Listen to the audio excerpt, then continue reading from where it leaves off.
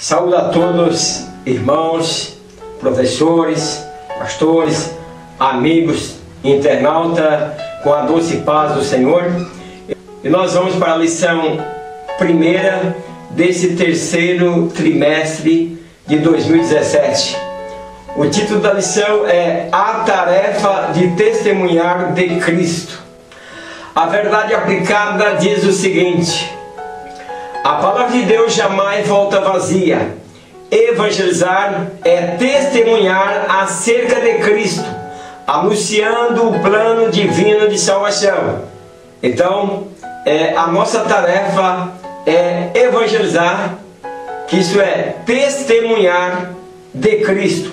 Nós vamos, nessa lição, queridos professores, nós vamos traçar uma linha para podermos ganhar almas para Jesus. Essa lição vem trazer a nós a urgente necessidade de anunciarmos o Evangelho, trazer almas para o reino de Cristo. A introdução ela diz o seguinte: as últimas palavras de Jesus após a ressurreição e antes da ascensão enfatizam a responsabilidade de seus discípulos na continuação de sua obra, isto é, alcançando todos os povos até os confins da terra. O objetivo da primeira parte da lição, ele diz o seguinte: é ensinar sobre o evangelismo e a responsabilidade do cristão. Então, meus queridos, nós vamos aprender nessa lição, sobre o evangelismo e sobre a responsabilidade de cada um. O ponto 1 diz assim: o evangelismo e sua essência. A tarefa de evangelizar se baseia no plano. A tarefa de evangelizar-se baseia-se no plano de Deus em alcançar toda a humanidade. Nossa motivação deve ser a glória de Deus. O ir de Jesus é para todos. Meus queridos, às vezes nós estamos motivados, focados em muitas coisas, mas aqui a lição vem nos trazer a seguinte mensagem: a nossa motivação deve estar focado na glória de Deus. Quando estamos na igreja, quando estamos desenvolvendo o trabalho do Senhor, então toda a nossa motivação deve estar voltada, focada para a glória de Deus e no íris de Jesus, que é para todos, indistintamente de raça, cor, nação ou línguas. 1.1 A vital importância do evangelismo.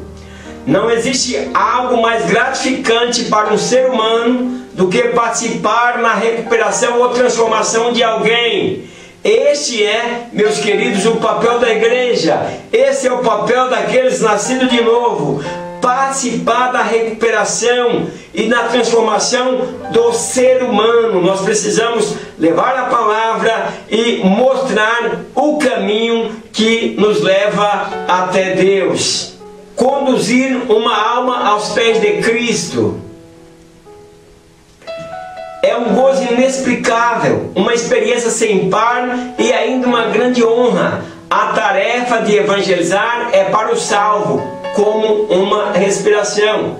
Aqui, por exemplo, o salvo que tem aquela sede, aquela vontade de povoar o reino de Deus, então essa tarefa é como para ele uma respiração. Ele tem desejo, tem vontade de ganhar outros para Jesus, e é isso que nós precisamos estar fazendo. O chamado de Jesus para nós é o seguinte: olha, eu vos chamei, vos nomeei para que vocês vá e produzam frutos. A tarefa de ganhar almas não se aplica somente aos pastores, mas a todos. Então, meus queridos, nós devemos deixar essa acomodação que nos faz cada dia. Nosso interesse é estar nos cultos. Enquanto muitos cristãos se deleitam nos cultos comodamente, a seara cresce e o ide aos perdidos não é concluído. Jesus decide por todo mundo pregar o evangelho a toda criatura. Então nós somos ovelha do pasto do Senhor e ovelhas que produzem. Então nós precisamos preocupar em ganhar alma, em levar outros à casa de Deus, em levar outros a Cristo, e lembrarmos que essa missão é uma missão nossa, não é uma missão somente do pastor. 1.2 diz assim: o alcance do evangelismo. A igreja não está limitada a espaço físico do templo. O evangelismo é indispensável. A pregação num culto público nem sempre alcança a necessidade de todos os ouvintes. Então, meus queridos, nós precisamos entender isso e daqui partimos para ganhar outros para Jesus. Porque a pregação num culto público nem sempre alcança a necessidade de todos os ouvintes, meus queridos. E na pregação individual você consegue fazer com que as pessoas acreditem na sua sinceridade, e ela passa para você o problema que ela está passando. E você, com base na Bíblia, com base nos ensinamentos de Jesus, você pode ajudá-la a passar por cima desses problemas, porque nós encontramos muitas pessoas com problema. Então é por isso que a nossa fé, a nossa pregação não pode se limitar a um templo de 4 paredes. Cada pessoa no culto possui um problema espiritual diferente. O evangelismo pessoal proporciona oportunidade para a pessoa evangelizada abrir seu coração, expor suas dúvidas e ser esclarecido acerca de Cristo e do plano da salvação.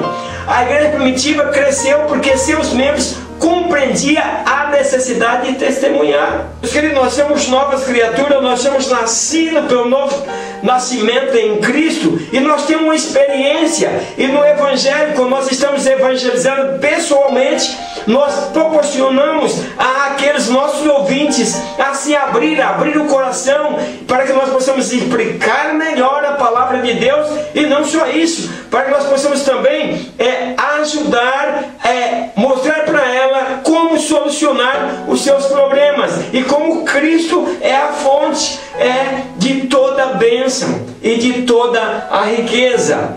1.3: evangelizar é falar do sacrifício de Cristo, meus queridos. A vontade de Deus é que nenhum homem se perca. Deus mostrou seu amor para com a humanidade, enviando a Jesus Cristo para salvá-la.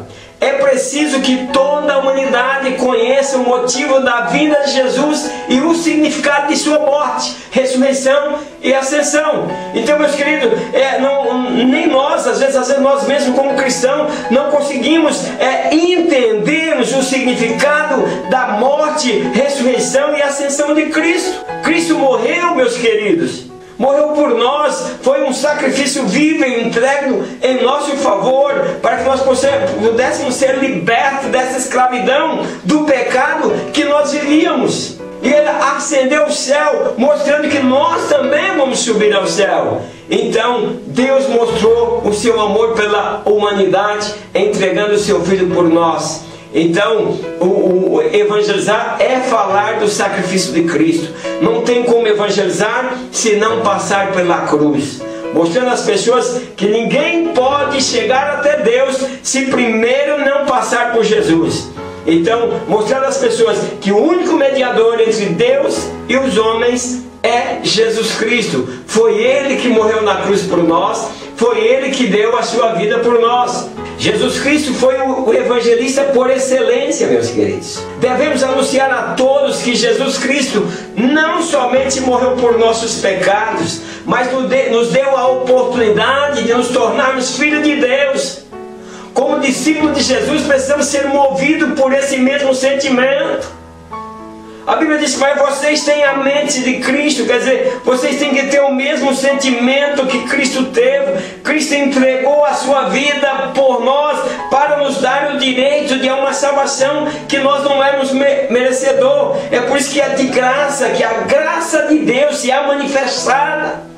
É uma manifestação da graça, meus queridos. Esses ajuntamentos que nós falamos, que nós fazemos, esta glória que nós sentimos, esta comunhão entre irmãos, esta comunhão na igreja que nós sentimos, é uma manifestação da glória de Deus.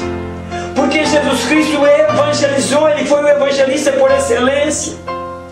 Então nós devemos, meus queridos, anunciar a todos que Jesus Cristo, somente Ele foi quem morreu pelo nosso pecado, que Ele deu-nos a oportunidade de tornar-nos filhos de Deus. Tornar filho de Deus é uma oportunidade através da aceitação de Cristo. Sem aceitar a Cristo, nós não conseguimos nos tornar filhos de Deus. E essa é a maneira, ir a Cristo, e Cristo nos leva a Deus. O 2.1 a 3, o objetivo dessa segunda parte da lição, nós vamos mostrar a necessidade de evangelizar urgentemente. O Evangelho tem urgência, meus queridos professores, queridos ministros, pastores, obreiros, alunos da escola dominical. Cada um de nós devemos fazer a nossa parte. Cada um de nós devemos trabalhar na seara do Senhor. Foi para isso que Jesus nos chamou. Nós precisamos ser como árvores plantadas junto do ribeiro de água, que dá os frutos na estação certa. Então nós precisamos ser cooperadores de Cristo. Nós morremos para o mundo para nascermos para Deus. Se nascemos para Deus, nós temos a mente de Cristo, nós temos o mesmo sentimento que Cristo teve em tornarem as pessoas cidadãs do céu. O 2 é assim: por que devemos evangelizar?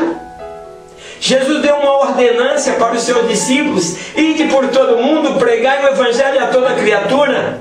O Evangelho é o poder de Deus para a salvação de todo aquele que crê. Meus queridos, por que devemos evangelizar? Porque nós fomos alcançados por essa graça. Jesus veio nos salvar. Nós vamos pregar que o Evangelho é poder de Deus. Ele muda, mesmo vivendo em situações talvez adversas, mas nós vivemos a glória de Deus em nossas vidas. E se você vive a glória de Deus dentro de você, você tem facilidade, meus queridos, para transpor essas barreiras, para vencer esse obstáculo, para passar por cima dessa dificuldade. Sem Jesus é difícil.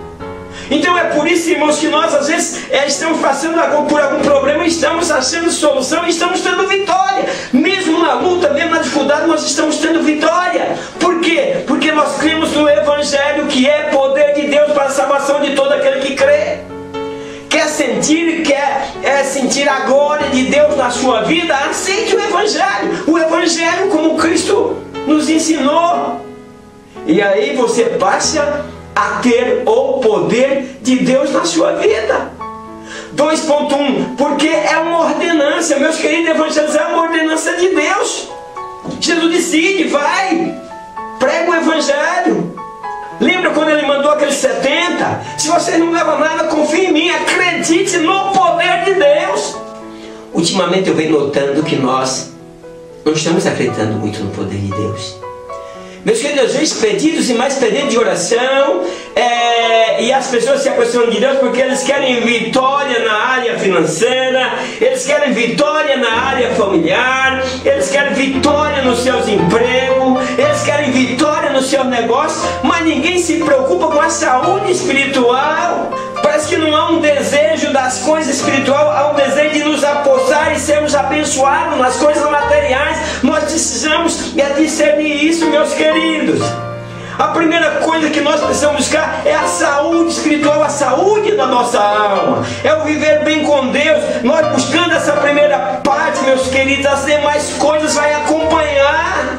É promessa de Deus. Crê no Evangelho e será salvo tu e tua casa. Crê no Evangelho e o Senhor fará em ti uma morada. O Senhor fará em ti uma fonte que vai saltar para a vida eterna. Por quê? Porque o Evangelho é poder de Deus. Mas você tem que proclamar esse Evangelho. Jesus voltará e entre a ordem e sua vinda, o tempo é curto. Quem crê nele não é condenado.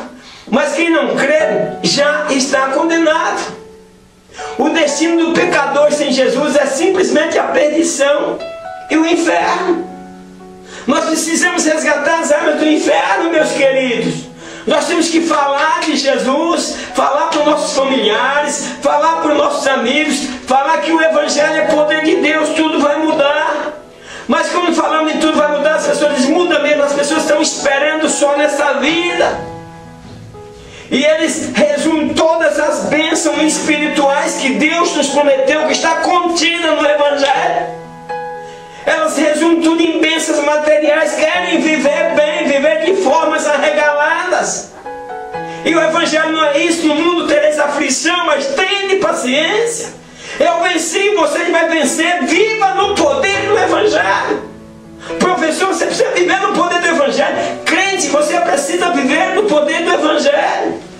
Essa dor de cabeça, esse problema que você está tendo, preocupa com sua saúde espiritual, quer ter mais coisa, ele acrescenta daqui a pouco, daqui a pouco essa dor de cabeça vai passar, esse outro problema vai passar, porque a tua preocupação voltou mais para as coisas do céu. Quem crê nele não é condenado, meus queridos. Mas quem não crê já está condenado. Mas como? Porque vai morrer, vai para o inferno? Não, meu querido, não, meus amados irmãos. Compare a vida de uma família. Pega uma família que serve a Deus e pega uma família que não serve a Deus. Você vai ver a diferença entre a bênção e as contradições que a família que não serve a Deus está vivendo. E você vai ver que realmente ela está condenada. Por que ela está condenada? Porque não crê em Cristo. E aí, toda obra maligna, toda obra que desagrada a Deus, toda obra contraditória está operando naquela família. Então é por isso que quem não crê já está condenado. Não tem bênção para quem não crê. E o destino do pecador sem Jesus é simplesmente a perdição e o inferno. O motivo de sua vinda, porque o Filho do Homem veio buscar e salvar o que se havia perdido. Por fim, a notificação acerca da salvação da humanidade é incumbência nossa. O discípulo de Jesus deve ser dominado pelo amor que Cristo tem por nós. 2.2 Porque a morte não espera. Não podemos precisar do tempo estimado de vida de cada pessoa. As oportunidades de salvação podem ser únicas. Vivemos em um mundo conturbado, violento e cego. A pessoa não enxerga, não vê a glória de Deus, não vê as oportunidades que Jesus está dando e estão marchando dia a dia, passo largo para a perdição. Por quê? Porque viaja como cego, sem saber para onde vai. E a morte, meus queridos, não espera. Então nós precisamos sair em busca, e estimar, amar as pessoas e conduzi-los até Cristo. Tempo de vida determinado pelo Pai. Não sabemos quando a morte chegará, mas para uns ela é repentina, rapidamente. Para outros ela demora um pouco mais. Porém, mais cedo ou mais tarde ela virá. E a pergunta é, quando ela vier, como será? Após a morte segue-se o juízo divino. E a quem ficou encarregada a missão? Essa obrigação nos imposta a nós. Então nós precisamos estarmos atentos para cumprir o ID de Jesus. O 2.3 diz o seguinte: porque a vinda do Senhor é próxima. O arrebatamento da igreja será a qualquer momento. Estamos vivendo os últimos momentos da igreja e o tempo não é favorável para aqueles que ainda não foram avisados. Meus queridos, é por isso que a igreja é colocada como atalaia, os cristãos são colocados como atalaia, e nós precisamos nos preocupar em conduzir almas a Cristo. Porque nós estamos vivendo um tempo, meus queridos, que um tempo próximo, que a vida do Senhor está próxima, mas a Bíblia se cumprindo, o amor de muitos esfriando, e nós temos que resgatar os nossos próprios irmãos. Não sei se os irmãos notam, alguns tempos passados nossa pregação direcionava mais ao pecador. Hoje a nossa direção da nossa mensagem vem para poder reconciliar o cristão que parece estar andando na contramão da realidade do Evangelho. Deus nos confiou a palavra de liberdade e de boas novas.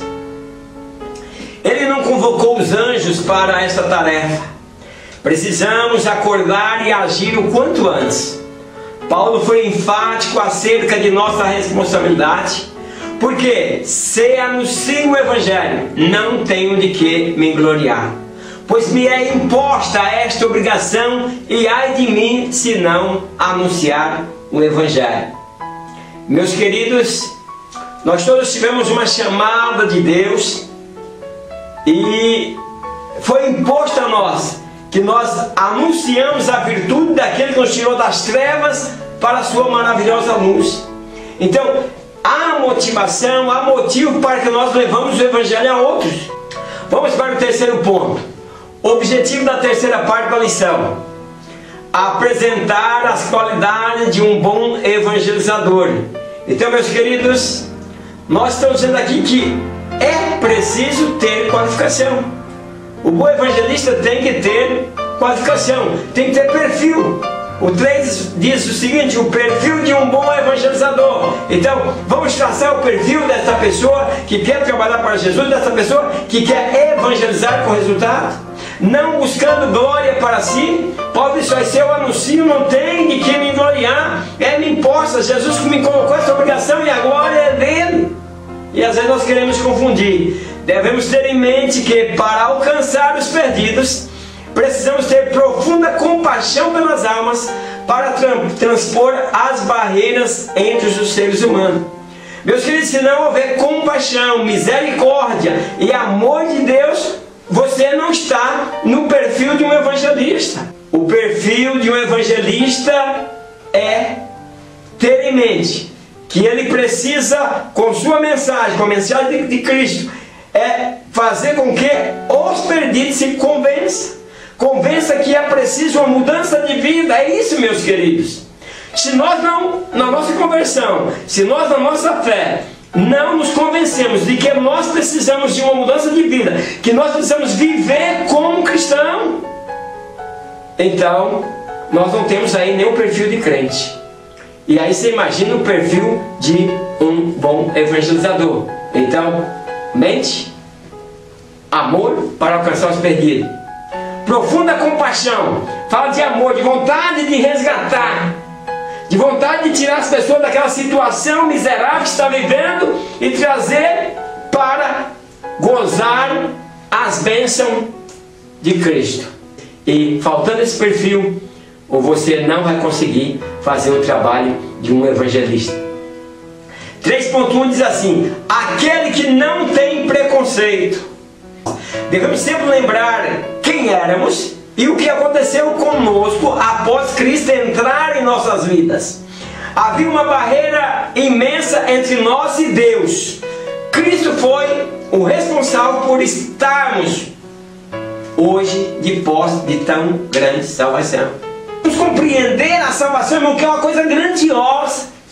Parece que nós pouco estamos valorizando essa tão grande salvação de Deus.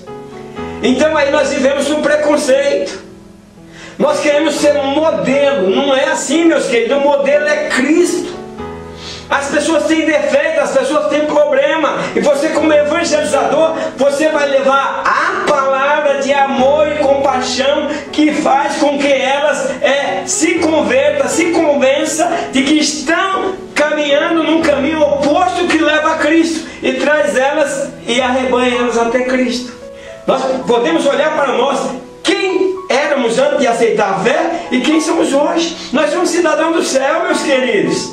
Mas cidadão dos céus, se nós não tivermos preconceito, se nós tivermos com o amor de Deus no nosso coração e com amor e compaixão pelas almas, né?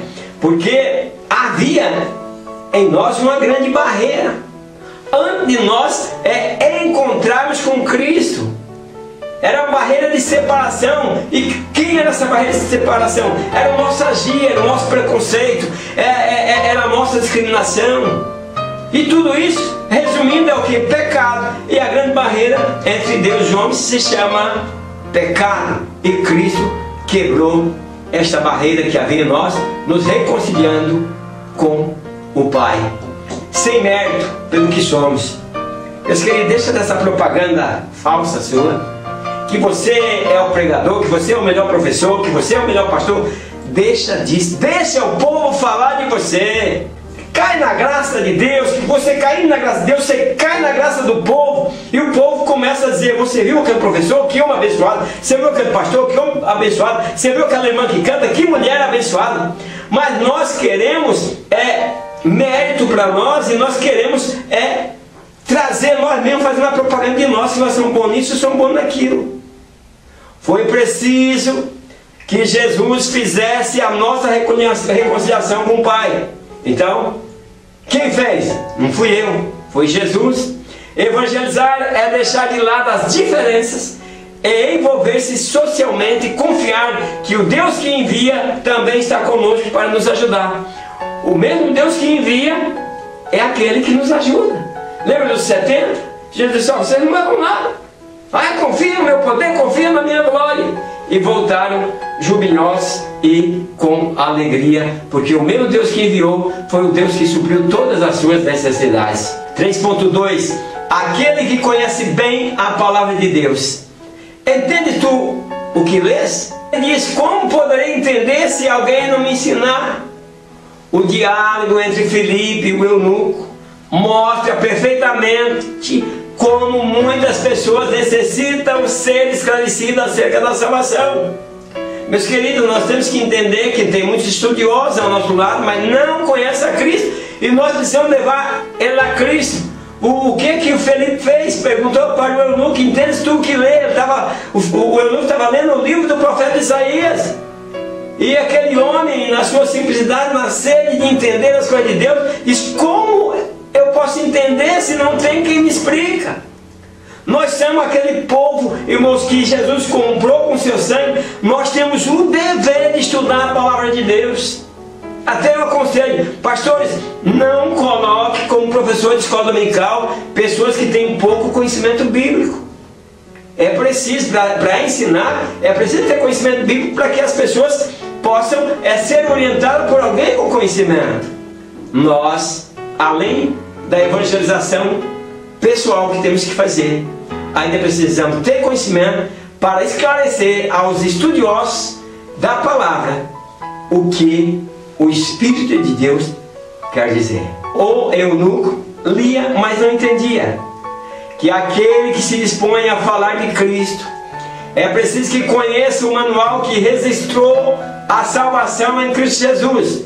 1 Timóteo capítulo 2, versículo 15 diz assim: procura apresentar-te a Deus aprovado como obreiro que não tem de que envergonhar e que maneja bem a palavra da verdade. O que é manejar? Vamos mais a fundo. O que é manejar?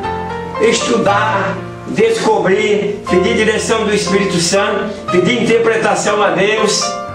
Isso é manejar bem a palavra da verdade. Então, meus queridos, aí você vai conseguir fazer com que as pessoas que não estão entendendo aquilo que estão lendo possam passar a compreender.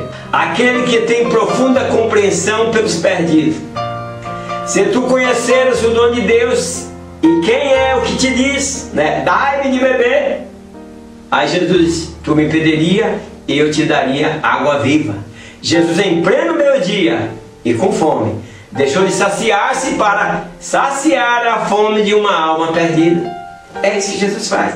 Paixão, meus queridos, paixão para as almas, sem modelo. Jesus disse: aí aprender de mim. Aquela mulher possuía sérios problemas pessoais e espirituais, vítima de preconceito entre os judeus.